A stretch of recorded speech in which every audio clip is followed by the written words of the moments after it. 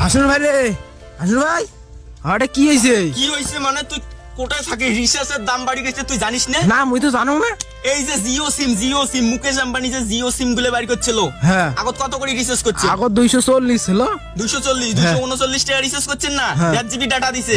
এলা 1.5 GB data দিবে কিন্তু রিচার্জ করা হবে 300 টাকা। কোশ কি রে তুই? 300 টাকা রিচার্জ করে দিছে। তা আমার গুলের এই গরিব গুলের উপরে এত অত্যাচার আমরা সহ্য করব নাকি?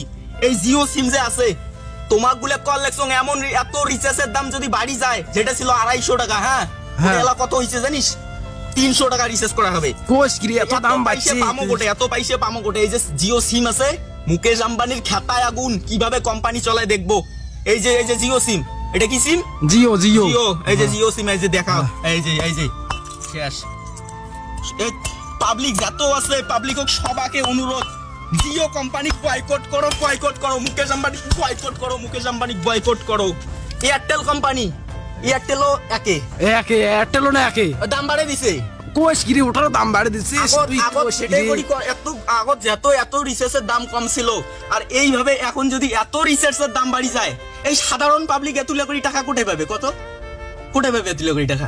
তো এই যে এয়ারটেল সিম আছে, এয়ারটেল সিমও ভাঙিম। তুই দেখ, এই যে এয়ারটেল সিম না, পাবলিক যে সমস্ত জনসাধারণ আছেন তোমরা চাইলে সব করির পান। এই যে এয়ারটেল সিম আছে, এয়ারটেল সিম খেতায় আগুন, এয়ারটেল ওকে বয়কট করো, এয়ারটেলও বয়কট। এই যে এয়ারটেল সিম নাই শেষ, এয়ারটেলও বয়কট। তাইলে হচ্ছে তোমরা এয়ারটেল যদি সিম ইউজ করেন এয়ারটেল ওকে বয়কট করো। শুনি জাবাল করি, যদি জিও সিম আছে জিও কে বয়কট করো। জিও লাগবে না, এয়ারটেলও লাগবে না, বিএসএনএল আনি চলে আনো। বিএসএনএল এখন ভালো আর কি একটা অফার দিয়ে লেখছে, কিন্তু যেভাবে আগত কত রিচার্জ করছিস? 239 করছিস। 5G চালের গেলে রিচার্জ করা হবে, 5G ছাড়া তো চলে না। আমার চিংড়া মানুষ জানিস তো ক্রোম ফ্রম চালা খায়। তো এবার হল লেখছে আনলিমিটেড নেটের জন্য 350 টাকা রিচার্জ করা হবে। আর এই 350 টাকা পামো গোটে, 350 টাকা পামো গোটে, এতুলে করে টাকা পামো গোটে। আগত এই দেশটা, এই ভারতবর্ষত আগত রাজত্ব করছে ইংরেজ গুলা, এখন রাজত্ব করি লেখছে এই মুকেশ আম্বানি ইয়ের মতো বড় বড় ইয়াও গুলা।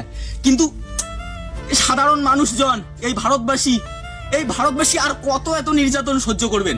চলো জিও স্মোক বয়কট করো, এয়ারটেল স্মোক বয়কট করো, বিএসএনএল আনো মন চাইলে, আর না হলে এর প্রতিবাদ এইভাবেই করতে হবে। সবাই বয়কট করো, বয়কট।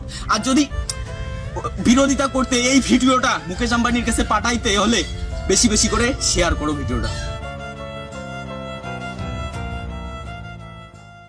গিভওয়ে ঠিকই শুনছো, গিভওয়ে।